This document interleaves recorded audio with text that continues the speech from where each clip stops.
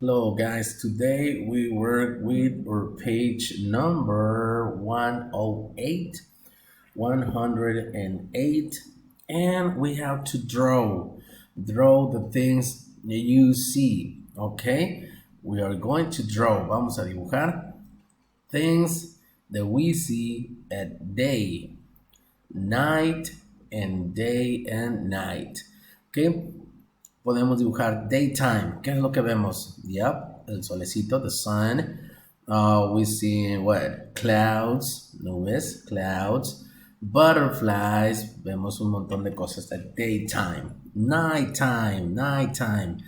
Well, we can see the stars, the moon, the owl. Ese owl sale en la noche, el búho.